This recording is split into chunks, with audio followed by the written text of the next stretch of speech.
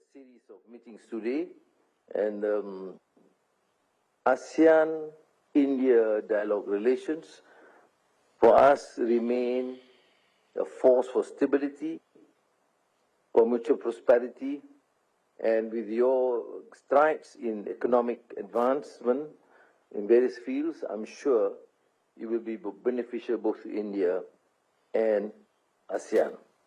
It is my honor, therefore, to invite my respected Prime Minister, Perdana Menteri of India, Narendra Modi, to deliver his opening remarks. Please. Your Excellency, प्रधानमंत्री और मेरे मित्र अनवर इब्राहिम जी, Your Majesty, Excellencies, नमस्कार। आपने ASEAN परिवार के साथ फिर एक बार मुझे जुड़ने का अवसर मिला है। मुझे बहुत खुशी हो रही है। आसियान की सफल अध्यक्षता के लिए मैं प्रधानमंत्री अनवर इब्राहिम को हार्दिक बधाई देता हूं। भारत के कंट्री कोऑर्डिनेटर की भूमिका कुशलता से निभाने पर फिलीपींस के राष्ट्रपति मार्कोस का धन्यवाद करता हूं और आसियान के नए सदस्य के रूप में तिमोर लेस्टे का स्वागत करता हूं। थाईलैंड की क्वीन मदर के देहांत पर मैं सभी भारतवासियों की ओर से थाईलैंड के राज परिवार और जनता के प्रति अपनी गहरी संवेदना व्यक्त करता हूं। फ्रेंड्स, भारत और आसियान मिलकर विश्व की लगभग 1/4 जनसंख्या को रिप्रेजेंट करते हैं। हम सिर्फ ज्योग्राफी ही शेयर नहीं करते, हम गहरे ऐतिहासिक संबंधों और साझे मूल्यों की डोर से भी जुड़े हुए हैं। हम ग्लोबल साउथ के सहयात्री हैं। हम केवल व्यापारिक नहीं, सांस्कृतिक साझेदार भी हैं। आसियान भारत की एक्ट ईस्ट पॉलिसी का मुख्य स्तंभ है। भारत सदैव आसियान सेंट्रलिटी और इंडो पैसिफिक पर आसियान के आउटलुक का पूर्ण समर्थन करता रहा है।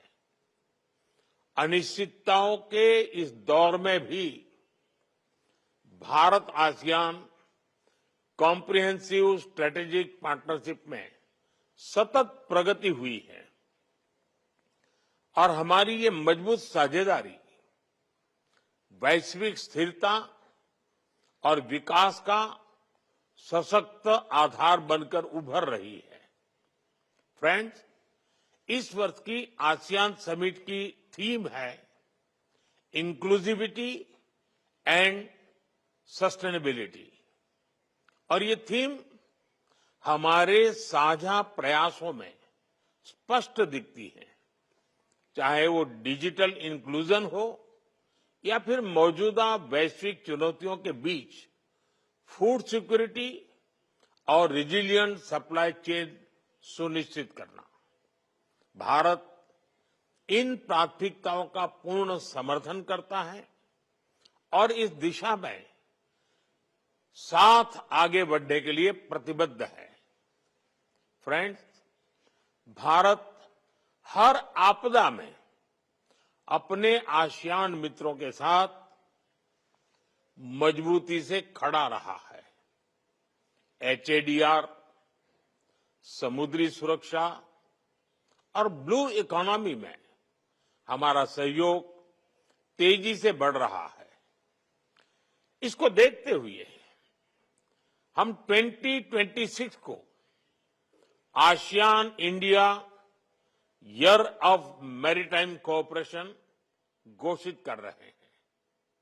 साथ ही हम education, tourism, science and technology, health, green energy और साइबर सिक्योरिटी में आपसी सहयोग को भी मजबूती से आगे बढ़ा रहे हैं। अपनी साझा सांस्कृतिक विरासत को संजोने और पीपल टू पीपल संबंधों को मजबूत करने के लिए हम साथ मिलकर काम करते रहेंगे। फ्रेंड्स, 21वीं सदी हमारी सदी है, भारत और आसियान की सदी है।